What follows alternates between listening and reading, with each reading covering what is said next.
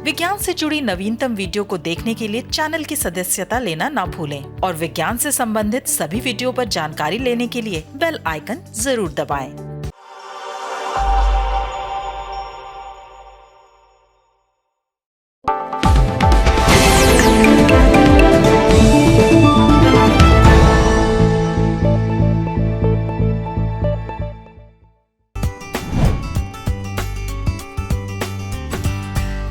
दोस्तों, आज मैंने सोचा कि आपको किस चीज़ की कहानी सुनाऊं। विज्ञान की कौन सी ऐसी कहानी सुनाऊं कि जिसमें तमाम किस्से कहानियां छिपे हुए हैं, उसका इतिहास छिपा हुआ है। मैं सोच ही रहा था कि तब तक मुझे ये दिख गया। तो आज मैं आप लोगों को सुनाऊंगा आलू की कहानी। आलू हम में से कौन नहीं जानता है, हम सभी लोग जानते हैं। अच्छा, ऐसा करते हैं कि थोड़ी देर के लिए सभी लोग बच्चे बन जाते हैं। तुम्हारी तरह कुछ बच्चे भी यहाँ आसपास हैं और बाकी लोग भी हैं। तो हम लोग बच्चे बन करके एक बच्चों का गीत गाते हैं, एक शिशु गीत गाते हैं। चलो, गाओगे मेरे साथ? आलू कच्चालू बेटे कहाँ गए थे, आलू कच्चालू बेटे कहाँ गए थे, बंदर की झोपड़ी में सो रहे थे, बंदर की झोपड़ी में सो रहे थे, बंदर ने धक्का दिया रो रहे थे, बंदर ने धक्का दिया रो रहे थे, आलू कच्चालू बेटे कहाँ गए थे, मम्मी ने प्यार किया हंस रहे थे, मम्मी ने प्यार किया हंस रहे थे, आलू कच्चालू बेटे कहाँ गए थे, कहाँ गए थे, कहाँ गए थे। तो ये आलू और कचालू, ये तो दो अलग अलग चीजें हैं। आलू सोलेनम और कचालू जो है वो कोलोकेशिया, दो चीजें बिल्कुल अलग। लेकिन ये आलू, आज हम इसके गीत गा रहे हैं। बचपन से बच्चे शिशु गीत गा रहे हैं, स्कूलों में जो है ये गीत गाए जा रहे हैं। इतना आलू सारे देश में हमारे पैदा होता है और हर सब्जी में आलू। सब्जियों का सिरमौर है आज तो वो।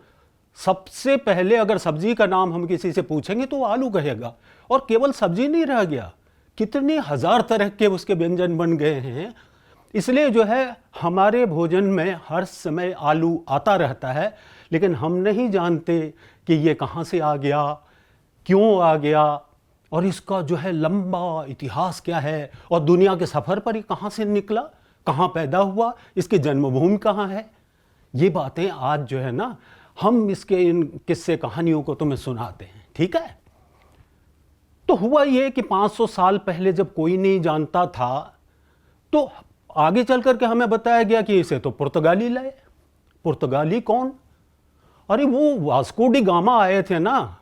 वास्को डी गामा जब मालाबार तट पर आए, आज हम कोझिकोड कहते हैं, वहाँ कालीकट, वहाँ तक पहुँच गए।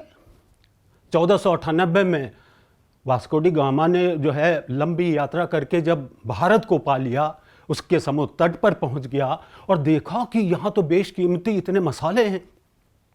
तो उसने वहाँ से मसाले खरीदे और वापस लौट गया, और जिस कीमत पर वहाँ खरीदे थे उनको 60 गुना अधिक कीमत पर बेच करके खूब पैसा कमाया।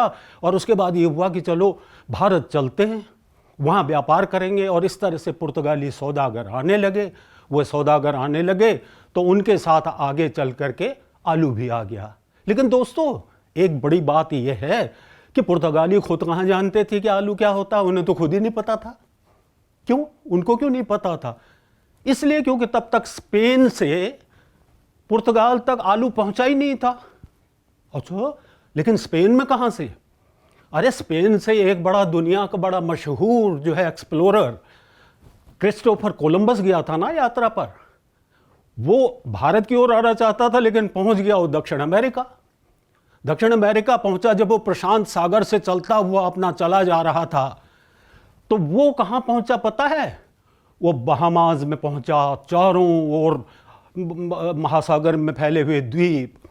वो वहाँ हिस्पानियोला पहुंच गया, और वहाँ उस द्वीप में उसने देखा कि जब वहाँ के जो नेटिव्स हैं, जो वहाँ के मूल निवासी हैं, वो लोग आए तो उन्होंने देखा, अरे पश्चिमी दुनिया का कोई आदमी, उसके साथ कुछ और लोग हैं। और वो लोग जो है देख करके इन्हें चौंक गए, और इन्होंने जब उन्हें देखा तो कोलंबस और उसके आदमी चौंक गए।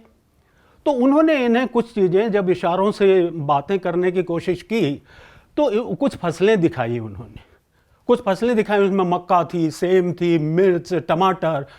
ये हमारे यहाँ नहीं होते थे तब, ये भारत में नहीं होते थे कहीं। तो उसके साथ ही उन्होंने देखा कुछ गोल गोल लंबे से बड़े मज़ेदार से कुछ कंद थे, कुछ ट्यूबर्स थे। अब वो ट्यूबर्स जो है वो क्या है, पता लगा ये तो एक फसल है, और वो फसल पता है ज़मीन के अंदर पैदा होती है, धरती के भीतर पैदा होने वाली फसल। कोलंबस तो चौंक गया, कोलंबस के साथी भी चौंक गए। वो लोग इतने चकित हुए कि उन्होंने कहा ये इसका करेंगे क्या हम, ये तो यहाँ पैदा कहाँ होता है। तो उन्होंने कहा ये तो पता करना पड़ेगा। अब जब पता किया तो दोस्तों मालूम हुआ कि खुद ये कहाँ से आया, इसकी जन्मभूमि कौन सी है। तो इसकी जन्मभूमि का पता लगा कि ये तो पेरू और बोलिविया, इसके आसपास की जो एंडीज की पर्वतमालाएं हैं, विशाल पर्वतमालाएं, एंडीज पहाड़ की, उन पर्वतमालाओं में रहते थे इनका लोग। इनका कौन? अरे इनका इस दुनिया की एक बहुत बड़ी सभ्यता रही, जैसे हमारी सिंधु घाटी सभ्यता थी, हड़प्पा सभ्यता थी, इस तरह से वहाँ पेरू और बोलिविया के इलाके में, आज तो कोलंबिया भी, इक्वेडोर भी और अर्जेंटीना को कुछ हिस्सा भी, ये सब आता है। इसमें सब इनकाओं का राज था। और इनका लोग क्या बोलते थे, उनकी भाषा क्या थी? जैसे हम हिंदी बोलते हैं, हमने संस्कृत बोली, तो उनकी भाषा थी क्वेचुआ। क्वेचुआ भाषा में इनका जो है, जब पूछा, पेरू में भी वही बोल रहे थे, तो जब आलू दिखाया गया, उसके कंद दिखाए गए, तो पता लगा कि उसको बोल रहे थे पापा। पापा पापा बोलते थे वो। आलू जो है उनकी भाषा में पापा था। अब लेकिन होता क्या है दोस्तों, जब नई जगहों का पता लगता है, जब इस तरह के पुराने सौदागर जो है इतिहास में तमाम देशों में आए, तो उनके साथ सबसे बड़ी बात क्या हुई कि धीरे धीरे उन्होंने कब्जा करना शुरू किया, आक्रमण किए, हमले किए, और इस तरह से बुरी तरह से जो स्थानीय लोग थे उनको परेशान किया गया, उनके ऊपर जो है उनको गुलाम बना लिया गया। यही चीज़ वहाँ भी हुई, इनकाओं के साथ बहुत अत्याचार हुए। और उसके बाद पेरू पर कब्जा कर लिया 1532 में फ्रांसिस्को पिज़ारो। फ्रांसिस्को पिज़ारो कौन था? ये स्पेनी सेनाओं का सेनापति था। सेनापति फ्रांसिस्को पिज़ारो ने जब कब्जा कर लिया, अब उसके साथ तो तमाम सैनिक थे, तमाम सोल्जर्स, और साथ में जो है पादरी भी होते थे। एक पादरी वहाँ से चला 2-3 साल के बाद, 1534 के आसपास करीब अनुमान है। वो जब स्पेन को वापस लौट के आया तो कहते हैं कि वो कुछ आलू ले आया। वो आलू लाया तो स्पेन के लोगों ने देखा कि अरे ये तो बटाटा की तरह है बिल्कुल। लेकिन बटाटा क्या? अरे बटाटा माने शकरकंद, शकरकंद को बटाटा कहते थे। तो फिर ये हुआ कि शकरकंद और इसमें फ़र्क कैसे करें, हम कैसे इसको अलग अलग बताएं कि ये आलू है और ये शकरकंद है। चलो इसको ऐसा करते हैं, पताता बोलते हैं। तो बटाटा की जगह आलू का नाम उन्होंने पताता रख दिया, और क्वेचुआ भाषा में पापा बोल रहे थे, यहाँ वो पताता हो गया। जब वहाँ से पुर्तगालियों के यहाँ पहुँचा, पुर्तगाल आलू पहुँचा, तो उन्होंने तो नहीं बदला, वो तो फिर भी उसको बटाटा कहते रहे। उनके लिए आलू माने बटाटा, अब भी बटाटा बोलते हैं। अब जब स्पेन में पहुंच गया और ये हुआ कि एक नई फसल आई है, अजीबोगरीब फसल आई है, दक्षिण अमेरिका से, एक ज़मीन के अंदर पैदा होती है, और उसके बारे में तमाम कहानियाँ, किस्से बनने लगे। कई लोगों ने कहा कि अरे बकवास है, इसमें कुछ नहीं है। लेकिन कई लोगों ने कहा कि इसको बढ़ावा देना चाहिए, कुछ लोगों ने कहा फूल बड़े खूबसूरत है। खैर, इन किस्से कहानियों में, बातचीत में, वो नई चीज़, नया पौधा, नई फसल वो फैलती गई, और धीरे धीरे पता है कहाँ गई? वहाँ से पूरे यूरोपीय देशों में फैली, पूरे यूरोप में। वहाँ से जर्मनी, फ्रांस, इटली और यहाँ रूस और इन सब देशों की ओर जो है आलू फैल गया। अब आलू जब वहाँ से आगे चला तो एक और एक्सप्लोरर थे बड़े जाने माने, रेले इसको लेकर के इंग्लैंड पहुँच गया। इंग्लैंड और आयरलैंड में जब आलू पहुँचा तो एंडीज की पहाड़ियों की तरह से उसको जलवायु मिली, और उस जलवायु में वो ऐसा फला फूला कि वहाँ तो खूब आलू पैदा होने लगा, खूब आलू। इंग्लैंड में तो जब आलू शुरू शुरू में पहुंचा, लोगों ने कहा कि लीजिए जनाब, इसमें न गंध न इसमें स्वाद, बाइबल में भी नहीं लिखा हुआ है, हम क्यों खाएं इसको। तो लोगों ने विरोध किया, लोगों ने कहा नहीं, हम तो नहीं खाएंगे। लेकिन फिर भी प्रचार करते रहे लोग कि भाई आलू खाना चाहिए। और आगे चल करके, बहुत आगे चल करके आलू कुछ इतना लोकप्रिय हुआ कि लोग कहते थे कि सड़कों पे जो है ना, फेरी वाले आवाज़ लगा के घूमते थे, उबले अंडे ले लो, उबले आलू ले लो, उबले आलू। इस तरह की बातें करने लगे तमाम गली कूचों में, और सड़कों पे आलू बिकने लगा, उबला हुआ आलू, और आलू खाने लग गए लोग। लेकिन उधर आयरलैंड में, आयरलैंड दुनिया में सबसे अधिक उस समय जो आलू खाने वाला देश था वो तो आयरलैंड था, और वहाँ बेहिसाब खूब भरपूर आलू पैदा हुआ। लेकिन आगे चल करके दोस्तों वहाँ जो है एक बहुत बड़ा अकाल पड़ा, बहुत ही भयंकर अकाल, जो आलू का अकाल कहलाता है, पोटैटो फेमिन कहते हैं उसको। जब वो अकाल पड़ा तो पता है कितना भयंकर था वो अकाल। 1 लाख लोगों की मृत्यु हो गई उस अकाल के कारण, क्योंकि खाने को कुछ था ही नहीं, वो तो सारे आलू ही खा रहे थे, और आलू ब्लाइट की बीमारी लगी और उसने ख़त्म कर दिया सारा। जब आलू ही नहीं था तो खाते क्या। तो इसलिए जो है वहाँ से 1 लाख लोग बाहर निकल गए। इसमें एक मज़ेदार किस्सा है, बताओ। किस्सा ये है कि अमेरिका के राष्ट्रपति जॉन एफ कैनेडी बने, उसके पीछे इस आलू अकाल का बड़ा हाथ था। अरे आयरलैंड में आलू का अकाल और जॉन एफ कैनेडी जो है अमेरिका के राष्ट्रपति बन रहे हैं, ये कैसा समीकरण है। सीधा समीकरण है। जॉन एफ कैनेडी के जो दादा थे ना, दादा जो है इसी अकाल के दौरान वहाँ से सब लोग बाहर आए, तो वो भी आके अमेरिका में बस गए। अमेरिका में बसे, उसके बाद उनके बेटे ने खूब वहाँ पर अपना कारोबार किया, धन कमाया, और उनके घर में जॉन एफ कैनेडी पैदा हुए। जॉन एफ कैनेडी आगे चल करके राजनीति में आए, और आगे चल करके वो सन 1961 से 1963 तक अमेरिका के राष्ट्रपति बने जॉन एफ कैनेडी। तो कहीं न कहीं तो इसका रिश्ता हुआ ना उस अकाल से।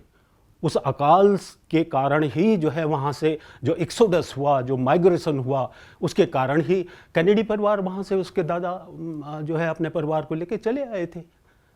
तो इस तरह से जो है और भी तमाम कहानियाँ हैं आयरलैंड में उस टाइप की। लेकिन दूसरी ओर उन दोनों जर्मनी में जो था ना, छोटे छोटे मुल्क थे, छोटे छोटे प्रोविंसेस में बटा हुआ था, और उनके राजा होते थे। उनमें प्रूसिया एक राज्य था। प्रूसिया का राजा था सम्राट एडवर्ड। सम्राट एडवर्ड ने कहा कि भाई ये चीज़ तो अच्छी लगती है, और कम से कम गरीबों को तो खाने को दो, उनके लिए तो उनका तो पेट भरे इससे। तो उसने कहा कि आलू की खेती की जाए, और उसने अपना हुक्म दे दिया, उसने आदेश निकाल दिया, और आलू की खेती करने के लिए वहाँ सारे लोगों को ये ऑर्डर मिल गया। और साथ में ये कहा गया कि अगर आलू नहीं उगाएंगे, जो लोग आलू की खेती नहीं करेंगे या उसका विरोध करेंगे, उनके नाक कान काट लिए जाएंगे। अब इतना बड़ा दंड जो है, इससे डर कर लोग उगाने तो लगे, लेकिन आलू मुंह नहीं लगा उनके, क्योंकि खाते तो थे ही नहीं। केवल आलू उगा दिया, बस हो गया। फिर भी किंग एडवर्ड ने पूरे जर्मनी में आलू को उगाने के लिए, उसकी खेती के लिए कोशिशें की काफ़ी, लेकिन असली कोशिश जो है वो की पार्मेंटियर ने। पार्मेंटियर, दुनिया में लोग देखिए किस किस चीज़ से नाम कर जाते हैं, कैसे कैसे लोग नाम कमाते हैं। पार्मेंटियर आज आलू के लिए जाना जाता है। हम लोग देखो इतने ज़माने बाद जो है पार्मेंटियर को याद कर रहे हैं। एंटोनी ऑगस्टी पार्मेंटियर, कौन था ये पार्मेंटियर? इसकी कहानी ये है कि वहाँ एक 7 वर्ष लंबा जो है युद्ध चल रहा था, 7 ईयर वार कहलाता, बड़ा प्रसिद्ध है इतिहास में। तो उस समय जो है प्रूसिया के सैनिकों ने, जो कि जर्मनी का ही हिस्सा हुआ, उन्होंने जो है इसको पकड़ लिया, पार्मेंटियर को। पार्मेंटियर था फ्रांस की सेना में। अब फ्रांस की सेना में जो है ये फार्मासिस्ट था, केमिस्ट, फार्मासिस्ट। उन्होंने पकड़ लिया तो प्रिजनर ऑफ वार हो गया, युद्धबंदी। युद्धबंदी जो है उन्होंने बंद करके इसको जेलों में रखा। और उसमें आलू की ये चीज़ कही जाती थी आलू के बारे में कि हॉग्स फूड कहते थे इसे तो सुअर खाते हैं। तो उसको पनिशमेंट के रूप में उन्होंने कहा कि भाई ऐसा करते हैं, इस पार्मेंटियर को जो है सिर्फ आलू दो खाने को, उसे केवल आलू देते रहे। रात दिन हर समय नाश्ता वही, दिन का खाना वही, रात का खाना वही, केवल आलू खाता रहा। लेकिन दोस्तों क्या हुआ, आलू का स्वाद उसकी ज़ुबान पे चढ़ गया। अब उसको आलू बड़ा स्वादिष्ट लगने लगा, वो तो आलू को पसंद करने लगा। इसलिए जब वो वहाँ से छूट कर आया, फ्रांस पहुँचा और युद्धबंदी था, नामी आदमी भी था, तो वो उस समय के राजा और रानी से मिला। कौन थे वे राजा रानी? वो था लुई 16वां, बड़ा प्रसिद्ध इतिहास प्रसिद्ध राजा है, और उसकी एक बहुत सुंदर रानी थी एंटोइनेते, मैरी एंटोइनेते। ये जो है राजा रानी, ये पार्मेंटियर गया और उनसे मिला। उसने कहा कि आलू तो बहुत अच्छी चीज़ है, मैं तो इतने वर्ष वहाँ जेलों में रहकर यही खाता रहा हूँ और इसे खाना चाहिए, और इससे होगा क्या कि गरीब लोगों के भोजन की समस्या हल हो जाएगी, ये बहुत अच्छा भोजन है। लुई 16वें के समझ में आया और उसने सरकार की ओर से उसको एक छोटा सा ज़मीन का टुकड़ा दे दिया, एक फार्म दे दिया। उस फार्म में ए पार्मेंटियर जो था ये आलू उगाने लगा, आलू की खेती करने लगा। लेकिन पार्मेंटियर जो है बड़ा बुद्धिमान आदमी था।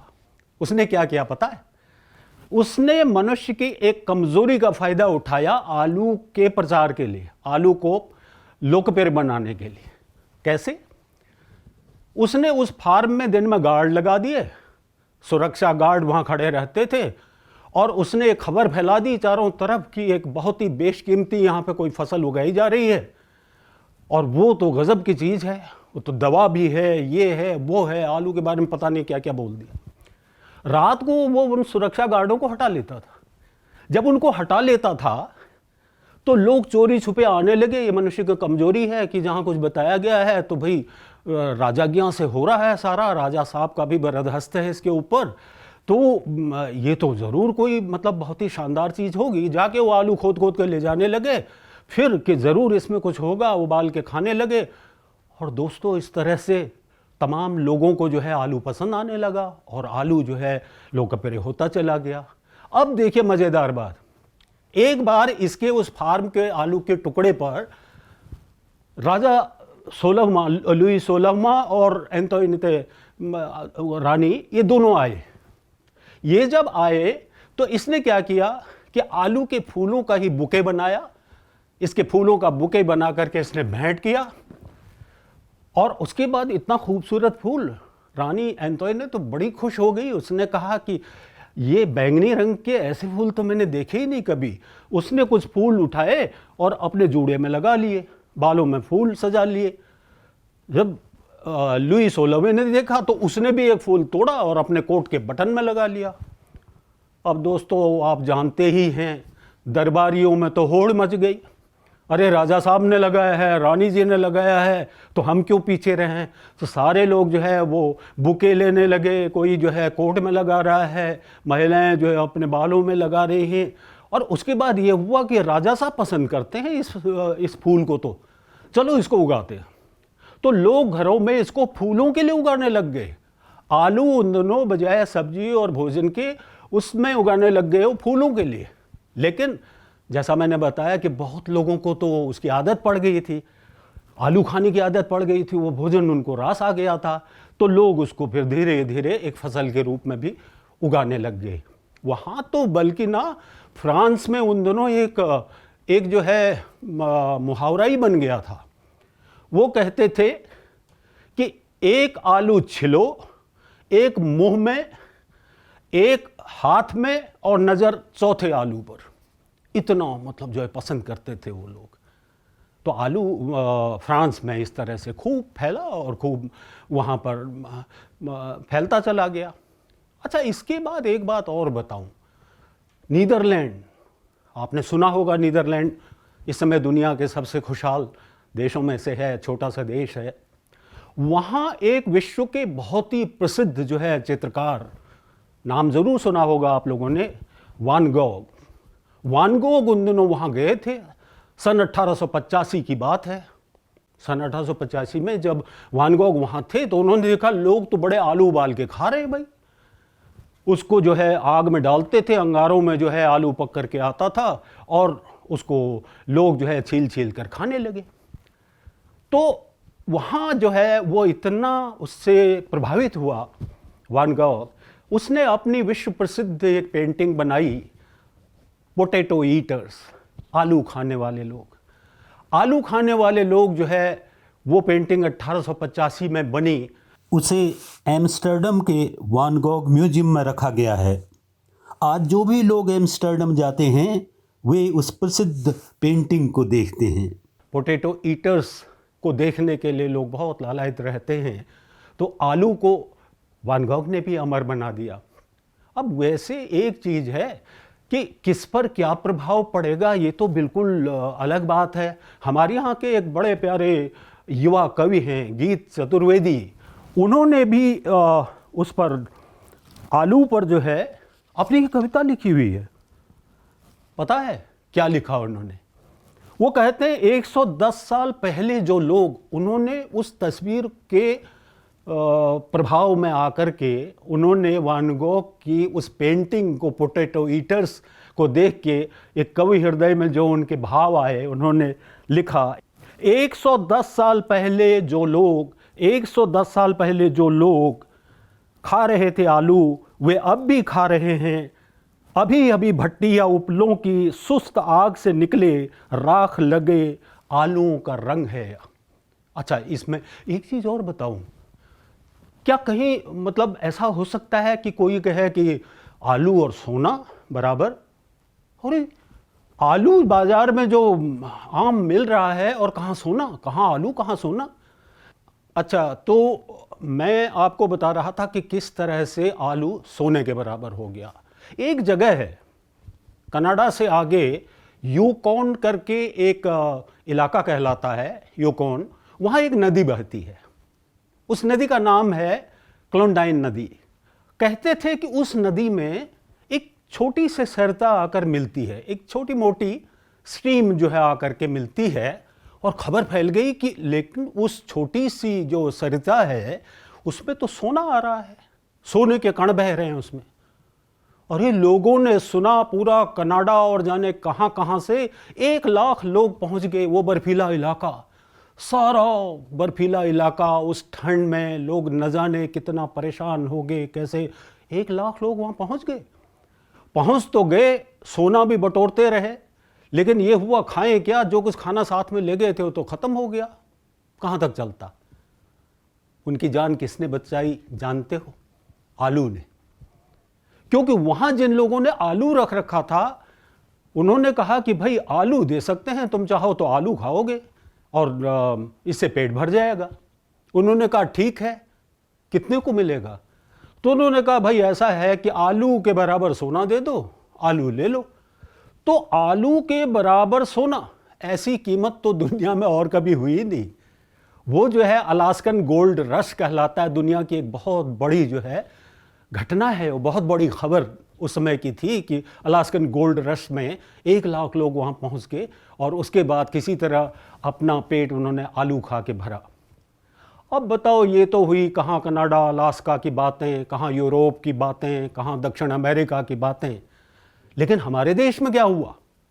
हमारे देश में मैंने शुरू में बताया था ना कि पुर्तगाली लाए और उसके बाद हमारे यहाँ जो है, हमारे देश के पश्चिमी तटों पर उसकी खेती शुरू हुई, कर्नाटक तक पहुंच गया। बाद में जब अंग्रेज आए तो अंग्रेजों ने इसको बंगाल में उगाया, तो बंगाल में भी इसकी खेती होने लगी। ये नई फसल लोगों ने जो है उगाना शुरू कर दिया और आलू की खेती इस तरह से वहाँ होने लगी। और उन्हें लगा कि इंग्लैंड की तरह से, बल्कि एक बार तो ऐसा हुआ कि बंगाल में जो आलू है वो इंग्लैंड से किसी तरह कम नहीं, इतना शानदार आलू पैदा होने लगा। तो अंग्रेज़ों ने बंगाल में और पुर्तगालियों ने जो है पश्चिमी तट पर, केरल और कर्नाटक जो आज हमारे इलाके हैं, वहाँ आलू की खेती शुरू हुई। अब वहाँ से आलू उगाते उगाते आगे बढ़ा और अंग्रेज़ों के साथ, तो क्योंकि अंग्रेज़ों का राज था, देहरादून में छावनी थी। देहरादून छावनी में दो बड़े युवा जो है बहुत उत्साही कैप्टन हुआ करते थे। एक थे कैप्टन यंग। कैप्टन यंग को घूमने का बड़ा शौक था। जब कभी छुट्टी होती थी तो वो देहरादून से पैदल निकल जाता था, ऊपर मसूरी की पहाड़ियों तक चला जाता था। मसूरी की पहाड़ियों में तो तब कुछ था ही नहीं, कोई रहता ही नहीं था, जंगल था। उसे लगा कि अरे ये तो बिल्कुल मेरे देश की आबो हवा यहाँ है। अगली बार वो जो है कुछ आलू ले गया और उसने वहाँ जंगल में एक जगह साफ सुफ करके वहाँ पे आलू लगा दिए। जब अगली बार गया वो आलू के सीज़न के बाद, उसने देखा कि बड़े शानदार आलू पैदा हो गए। इस तरह से जड़ें पड़ी दोस्तों मसूरी में कैप्टन यंग के लगाए हुए उन आलूओं से, और मसूरी से फैलता फैलता गढ़वाल हिल्स में जो है वो आलू उगाया जाने लगा। उसका साथी था एक कैप्टन यंग, नहीं, कैप्टन यंग का साथी था कैप्टन गन। उसका एक साथी था कैप्टन गन। कैप्टन गन जो है कहते हैं कि वो आलू लेकर के इधर कुमाऊं की ओर निकल आया। कुमाऊं की पहाड़ियों में जो आलू फैला वो कैप्टन गन के कारण कहा जाता है कि वो आलू के बीज आए थे करके।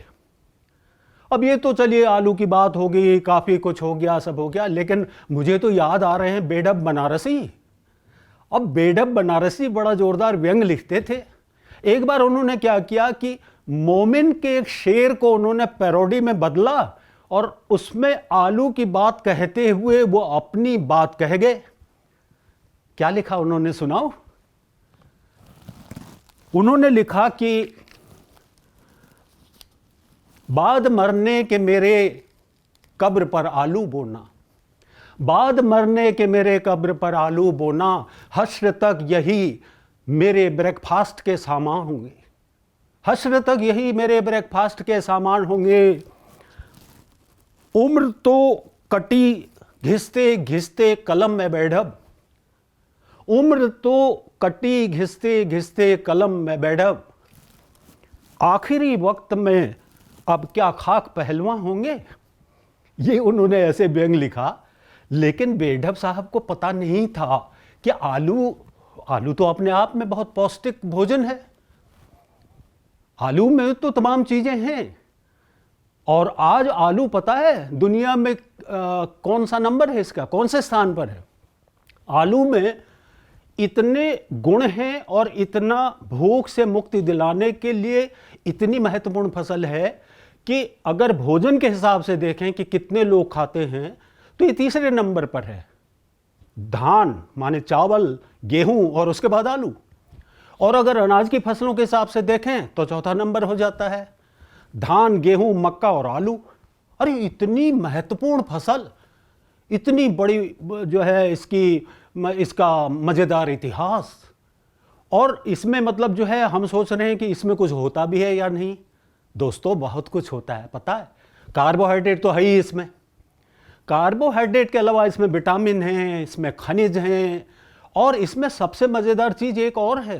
जो फाइबर की बात आज करते हैं, जो हमारे शरीर में वो फाइबर फ़ायदा पहुंचाता है, वो फ़ायदा पहुंचाने वाला फाइबर भी इसमें काफ़ी है। और जो खनिज है ना, इनमें मैग्नीज है, मैग्नीशियम है, पोटेशियम है। ये इतनी बड़े महत्वपूर्ण खनिज इसमें हैं। विटामिन बी कॉम्प्लेक्स का तो इसको बड़ा रिच सोर्स माना जाता है, बड़ा समृद्ध है उसमें विटामिन बी कॉम्प्लेक्स में। तो ऐसा नहीं है कि आलू बस आलू है। आलू एक पौष्टिक भोजन है। और इस समय दुनिया में पता है सबसे अधिक आलू कहाँ पैदा हो रहा है? सबसे अधिक आलू पैदा हो रहा है आजकल चीन में। और सुनना चाहोगे चीन वाले लोग इसको क्या कहते हैं? चीन के लोग इसे कहते हैं फू तो। आलू माने उनका है फू तो। और दूसरे नंबर पर कौन है? दूसरे नंबर पर अगर यूरोप के तमाम देशों को जोड़ दिया जाए, यूरोपीय देशों को, तो वो दूसरे नंबर पर आते हैं।